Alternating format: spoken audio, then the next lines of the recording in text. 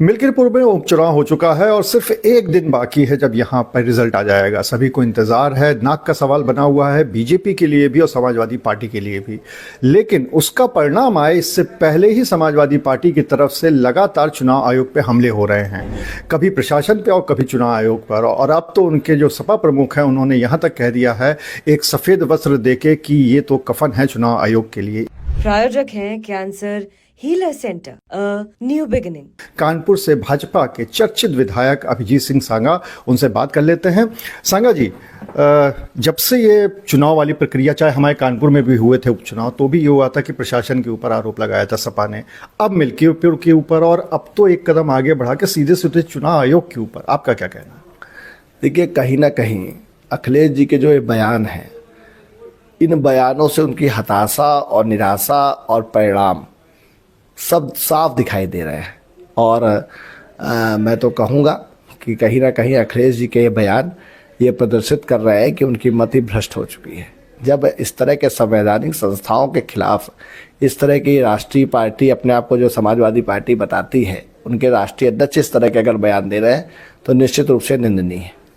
Samajwadi party के नेताओं का ये कहना है कि जब इस तरह की चीज़ें होती हैं, जैसे अभी इन्होंने ऑडियो वायरल किया, काफ़ी उनके ट्विटर हैंडल से वायरल हुआ, जिसमें दो लोगों की बातचीत हो रही है, तो समाजवादी पार्टी का कहना है कि गड़बड़ियां होती हैं, इसीलिए तो हम ये सारी चीज़ें उठाते हैं, अगर ना हो तो फिर हम क्यों उठाएं?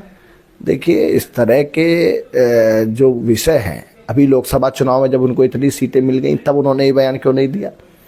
बहुत से ऐसे प्रदेश हैं जहाँ पर भारतीय जनता पार्टी को पराजित होना पड़ा, तब इस तरह के बयान इन लोगों ने क्यों नहीं दिए? जहाँ पर हारते हुए दिखेंगे, जहाँ पर हार जाएंगे, जहाँ परिणाम इनके इच्छानुसार नहीं आएगा, वहाँ ये चुनाव आयोग को उसका जिम्मेदार ठहराएंगे। तो जनता सब समझती है और इस तरह के बयानों से ये कहीं ना कहीं अपनी हार को छिपाने का प्रयास कर रहे हैं। एक अभी बयान और आया था जिसमें जब ये सारी चीज़ें चल रही थी तो चुनाव आयोग ने चुनाव की घोषणा करते समय ये कहा था कि एक शेर करते हुए उनके मुख्य चुनाव आयुक्त ने कहा था कि इतना बना के रखिए ताकि आमना सामना अगर हो तो नज़रें ना झुकें।